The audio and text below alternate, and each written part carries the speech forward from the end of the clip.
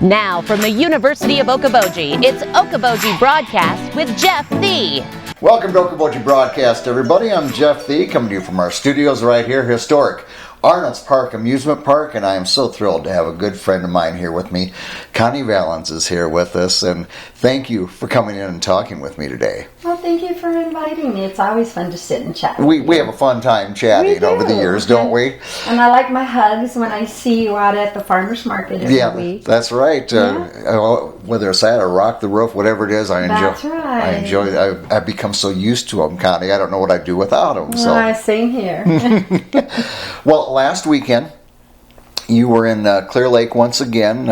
Surf Ballroom. They have their winter dance party that goes on, and of course, and I like to look at it as commemorating the lives and talent of not only your brother Ritchie Valens, Buddy Holly, the Big Bopper, as opposed to focusing on that's where their lives ended that day in February. Crash. Yeah. Now, as a sister, do you look at it both ways, or is it more of celebrating Richie's life, or do you know kind of how you feel about it? Well, of course.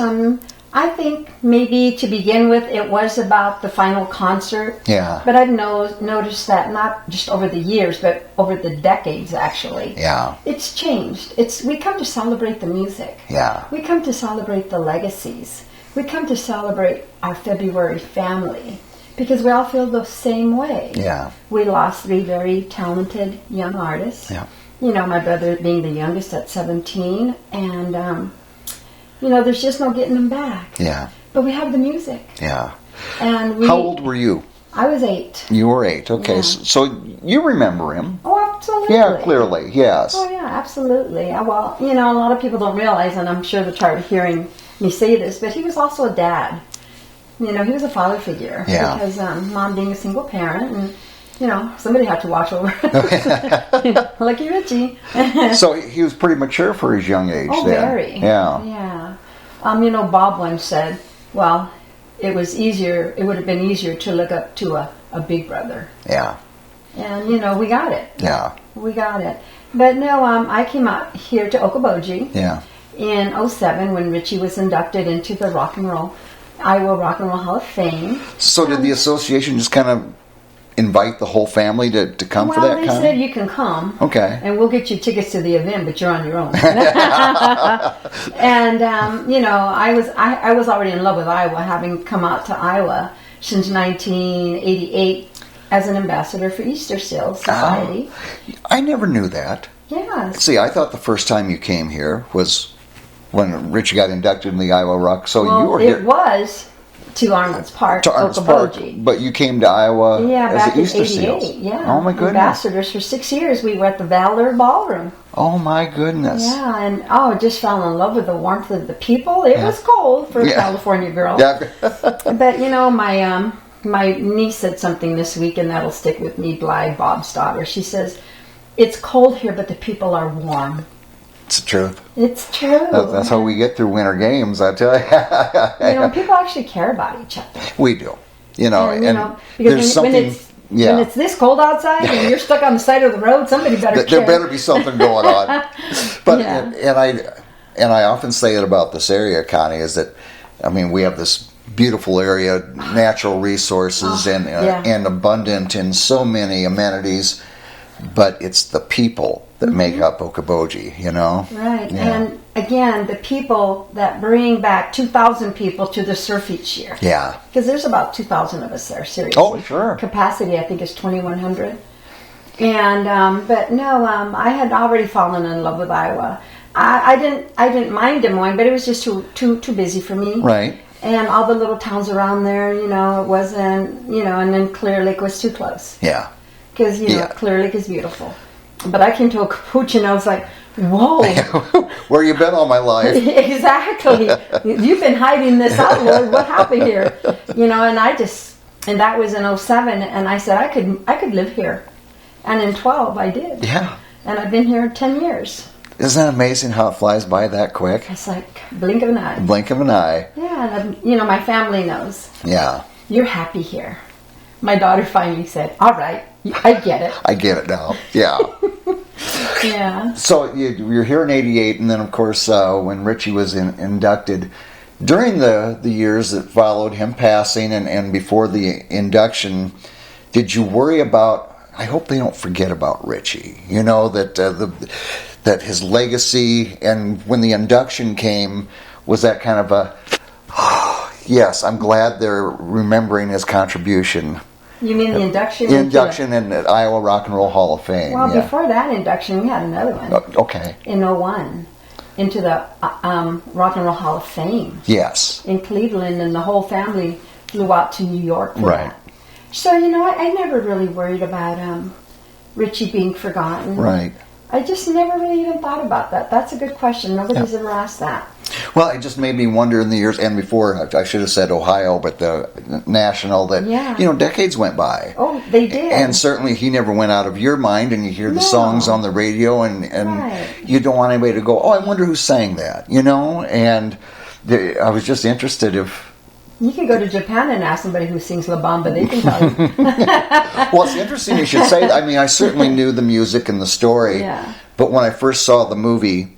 and I was just going to say, so thanks for bringing that up. Yeah. No, the movie was kind of a resurgence of Ritchie Valens. Yeah. It introduced Richie to a whole new generations, and it has. That was '87. Yeah. And here we are, 2023. Yeah. And people come up and say, I watched La Bamba 100 times, or my dad took me to see La Bamba and I was 7. Yeah. It's crazy. Oh my! And I've taken my kids to see La Bamba. Yeah. So it's become a generational, kind of phenomenon with La Bamba because it's kind of timeless. It is. It really is. So these things are done, and it brings back and tells a story. Maybe not as accurate. How accurate was the movie? Was it pretty right on? We would say it would be in the 90%. Okay. Of course, there's Hollywood license. Oh, of course. And we knew that going in, but they didn't do anything to make us embarrassed or ashamed. No. Except for my mother. When they're driving up the road at that scene when they're leaving the camp, the Yep. apricot camp. Yeah. She goes, they could have washed the car. And we were like, Mom, really? How are you going to have a clean car in this camp? Yeah. So that was a moment of pride, though, that he was absolutely. commemorated in that way as well. Oh, sure. How old would he be now? 82. Okay. Yeah. Because I thought it was, because I know they just had Elvis is 88. Right. And I thought I knew that he was a little younger than Elvis, and Yeah. So. But at 80, he would have been 82, and it's 64 years since the accident this February. That just amazes how time flies through. Yeah, and what was amazing about this concert, because of the lineup at the Surf, we had a lot of people all ages. It wasn't just, us. Yeah. Our age. Right. But, and over the years, people would come, and now they come with their grown kids. Yes. I know families over there that do that. Kids. Yes. I mean, the music just gets handed to another generation, there was something about it that struck kids back then. Right. And they hear it now, and you just, it's great music. It is. Yeah. And the lineup they had this year was so varied. We had Slim Jim Phantom from the drummer from the Stray Cats. Oh, yeah. He actually wore our T-shirt on stage. Did he really? He did. And I was like, oh my gosh, he's wearing our shirt. I was a big Stray Cats fan back because they had that when they were at their height. Yeah. They had that old-time rock and roll stand-up bass, and And by the way, that shirt that Jim wore, they got it at the Iowa Rock and Roll Hall. They got them for sale, there, people. So come get one. They're great shirts. And he was the what is it? I never remember the main guy. The MC or he was the headliner. Oh, the headliner. He was the headliner. Headliner, okay. And I look up there and I went, why would it? And then somebody named Jenny V also bought one. Okay. So it was just a lot of fun, and we had almost 20 members of our family there this year, coming in from Vegas, New Mexico, and California. Oh, what a great way to have a family reunion. Boy, you're not just kidding. Oh, Talk about exhaustion. Yeah. You help with the planning over there at all, Well, Connie? actually, I do a luncheon. It's called the Ritchie Valens Family Luncheon. Okay. And it was pretty cool because the family was there Yeah. in force. And we did 20 because, that nasty thing didn't come until March. You're right. And then 21, nobody did anything. And then 22 was too soon. Yeah. So we just thought, and the surf invited us to do it again. So Yeah. we do it in conjunction. So Do you do with any them. Q&A with people? Do they get a chance to ask you questions about your You brother? know, it's the whole weekend is kind of cute. Okay.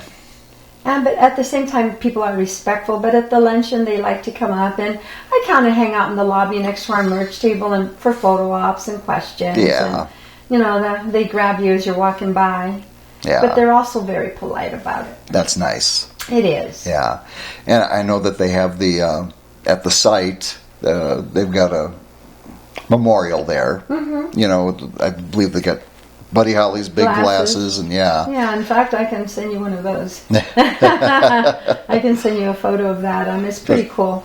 Does it bother you at all that? I didn't go out there. Yeah. My sister and her family went out there. Okay. And the last time I was out there was last year.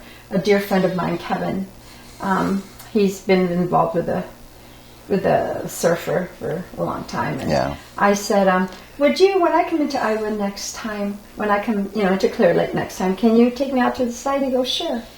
So he carried the reef. Yeah. And we walked out there and placed a big Christmas wreath out there. Yeah. Yeah, and have you, well, I'm sure you've been in the green room there at the surf with the signature is Richie's, did he sign? Do you know when he No, was that wasn't there? a thing back then. Okay, all right. Actually, I think we kind of started that. I don't want to take credit for it, but I have friends that were out of Des Moines when we were doing the Bel Air. And her name was Pam and Gary, and they were part of the Mopar. Oh, okay. And they would bring out the cars and, take us around in them. And she was an art student. And we asked her if she would do a portrait of Richie in the green room. And we got permission by the surf. And she painted that. Oh, okay. And our whole family came in and we all signed around it. Oh. I mean, my daughter, I think, was like 5 or 6 when she first signed it. And she's in her 40s. Yeah. And she's That's still cool. up there. And my grandkids have signed it now. And That's so another nice legacy. I don't know that we started it, but we had a part in starting that. Well, I was over there a couple years ago for a meeting and got in there, and of course, I didn't know the story behind it, so I'm looking at the signatures. Oh, it's amazing. Yes, yeah. Yeah, and of course, that's the room where the coin flip took place. So the coin flip was real. That was something. Absolutely. Okay. I met the man, Tommy Alsop, who flipped the coin. Oh wow. Yeah. So it took place in the green room, not by the plane. Oh, no. How it was depicted in the movie, I cannot recall. That's a good question. Now you put me on the spot. No, I think it was depicted behind backstage. Okay, all right. And we would just call that backstage back then. Yeah, and he wasn't feeling well. Didn't he have a cold? All of them had colds. They all had colds, and that was the reason. Yeah. So yeah. Yeah, and it's true, the story about the frozen buses. Yeah. In fact, Carl Bunch. I had an opportunity to have a chat with him. He was in a wheelchair. He was ill, and he was amazing. He told me that he had loaned Richie his boots. Oh my! Because Richie didn't have proper shoes. Sure. A Southern California boy, kid. Yeah. What do you know about this? Holy goodness. Yeah. And he said, he goes, he had my boots on. A lot of people don't know that. Wow. Yeah. And, he's just a quiet guy, and he ended up in the hospital with frostbite. Oh my goodness. And that's why he didn't need his boots. And he goes, well, take my boots, because they had gone to see him. Yeah. So Richie did. Oh. So was it a fun weekend again last weekend? Yeah. Yeah. We both have a bit of colds. But I said, I'll feel better by Friday. Yeah. I did. You did, yeah. I do. Good. I've got a family over there lives in that area, the Johnstone family, and I wonder if you would just, because they religiously, every year I know they get a chance to meet you, and I get texts and emails from them so saying, sweet. saw Connie again. So if you would say hi to the Johnstone family and just... Hi, Johnstone family. Thanks for coming up and saying hi. And next time, tell me you're related to this guy. They're good friends. I know they just love going there. And they are ones that started with one generation, went to the next, and now it's going to the next. Isn't that just beautiful? Yeah. Yeah, well, look at me. I have great nieces there now. Yeah. Great nieces. Who would have thought? I don't feel any older, but evidently that's what's going on. You know what? Yeah. I tell them they're catching up. Exactly. I tell them they're catching up. Yeah. Well, I thank you for your time. I was just curious. We haven't caught up in a long time, and I thought it'd be interesting to talk about the Winter Dance Party and a little bit of your background. And thank you for coming in. Well, thanks for having me. It's always a pleasure to sit and chat. Yeah, it's always a pleasure. Thank you again. Thank you, Jeff. Connie Valens here with us today on Okoboji Broadcast. We thank her for taking time with us. We thank you, as always, for watching us right here on Okoboji Broadcast. Okoboji Broadcast from the studios at historic Arnold's Park Amusement Park is brought to you in part by the Scott Troutman State Farm Agency in Spirit Lake, Quest Wealth Management, a financial advisory practice of Ameriprise Financial Services, advisor Jan Spielman, AJ Spielman, and Erica Wachholz. The headquarters of the University of Okoboji is at the Three Sons, open Monday through Saturday 10 to 5 and Sunday from 10 to 4. Bank Midwest, dream big, plan wisely, live well. Lakes Regional Healthcare and Avera Partner. Ruthven Locker at the Lake, where carnivores are welcome on Hill Avenue in Spirit Lake. Beck Engineering in Spirit Lake. Be Radiant Laser Skin Studio in the Okoboji Plaza in Okoboji.